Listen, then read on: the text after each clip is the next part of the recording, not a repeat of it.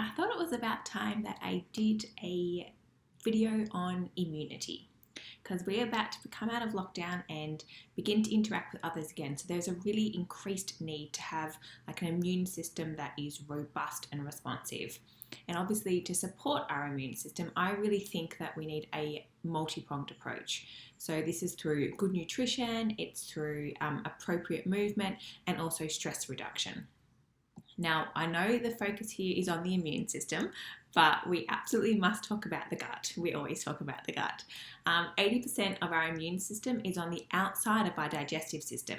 So if our digestive system is inflamed, this can signal to the immune system to upregulate, and it basically directs resources away from other areas of our body, like the respiratory system, and kind of goes back to fighting where the problem is in our digestive tract.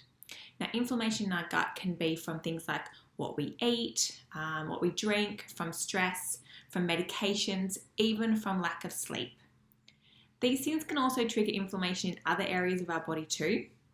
So if your body is trying to deal with inflammation, it's really not focused on any potential bugs that are entering our system. We also need to really ensure that we have a strong and fiery stomach acid. This helps any of the nasties that get into our body to be killed, because obviously it goes straight into our stomach. Now, strong stomach acid also ensures that the rest of our digestive system is working properly, so that our body can properly absorb the food that we eat and all the nutrients that we have from that food. So nutrients like zinc, like vitamin D, like vitamin C, and all of these are really important for our immune system. So we want to make sure that our digestive system is working properly.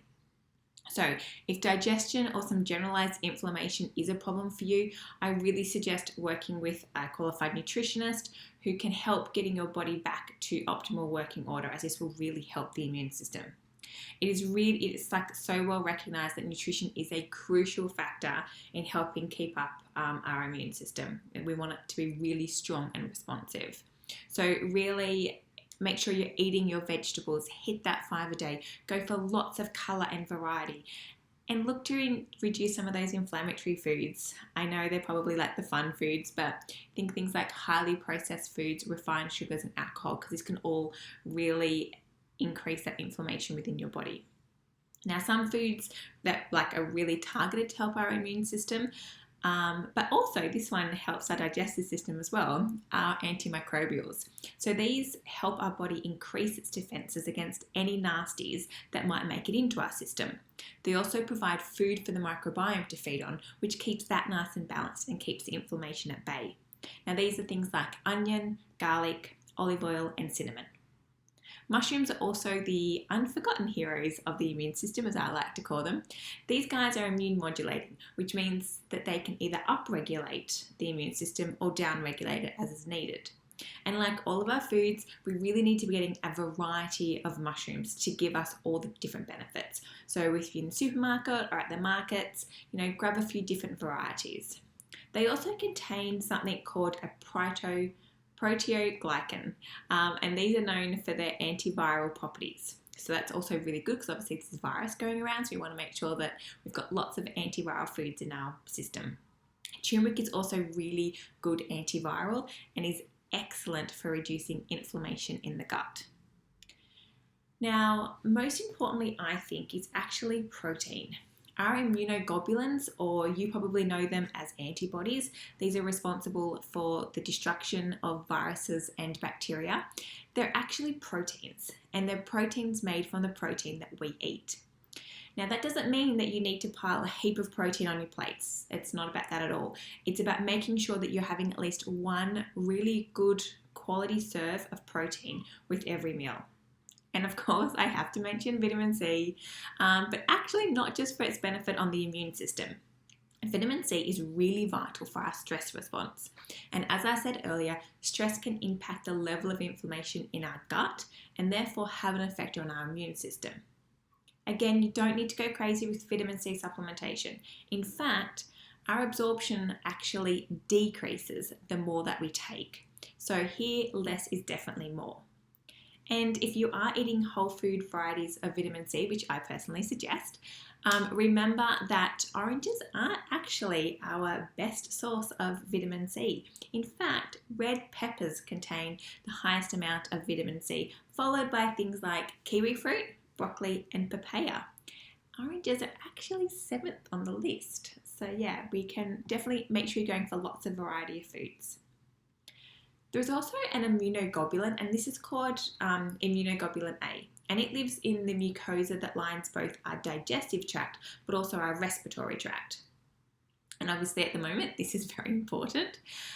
So when there are adequate levels of IgA, it can actually increase our immune response by actually 67% by fighting off pathogens. And now the easiest way to alter levels of IgA in either a positive or negative way is through keeping your stress in check. Stress will literally decrease your level of IgA by 50%.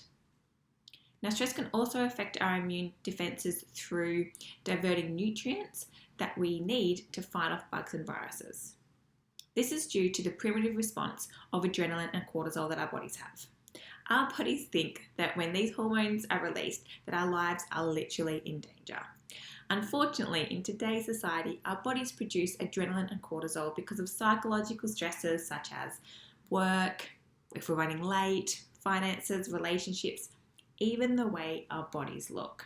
And it's generally not through the threat of a tiger attack or periods of famine like it used to be.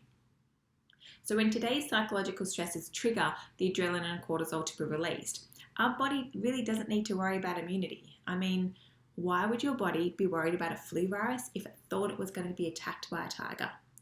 I know it sounds strange, but this is actually what is happening in our bodies.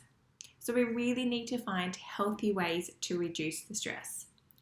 And because stress causes our body to tense up, I mean, you probably feel it like through your shoulders and stuff when you actually take a nice deep breath and relax. You can feel your whole body relax. Massage is amazing to help us just embrace that really relaxed, de-stressing feeling.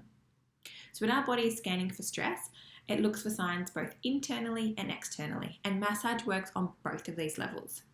It can take us away from the external stresses because it always is lovely to get a massage, but it's also amazing on working on some of those internal stresses and, like I said, releasing that muscle tension.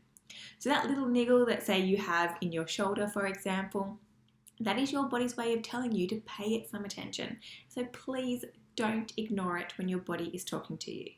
Find yourself a great massage therapist who can work with you where you're at, or hey, if you can manage to get your partner to do it, it might work.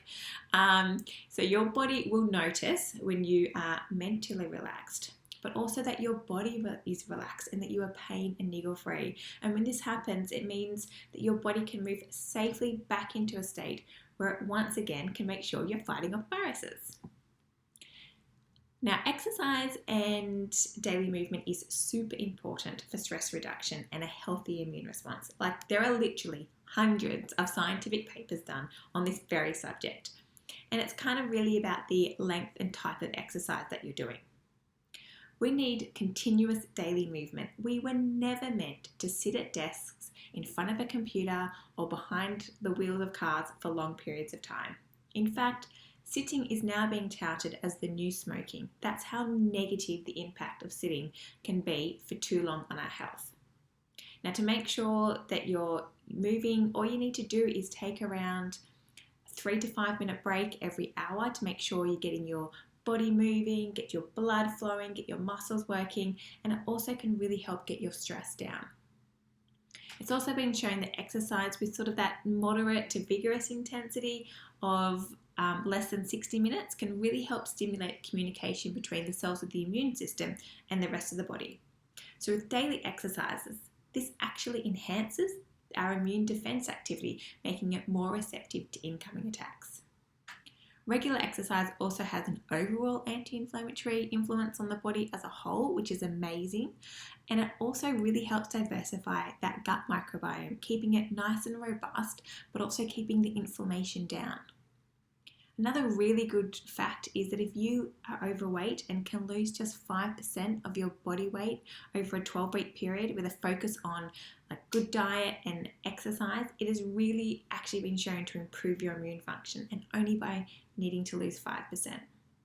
Just be mindful that chronic training without proper nutrition and recovery can have the opposite effect on the immune system. And this is why working with a trainer who understands that health is more than just one area is super important. It's not just about go hard and go home. Now, I know a lot of us have really felt the benefits of slowing down over the past 3 months. Just please remember to take some of this back into life as we start to speed up again. Love yourself enough to nourish your body with nutritious food, move in a way that supports you, and really take some time to bring in a little calm. Not only will your immune system thank you for it, but every other part of your body and mind will too. And of course, don't forget to wash your hands.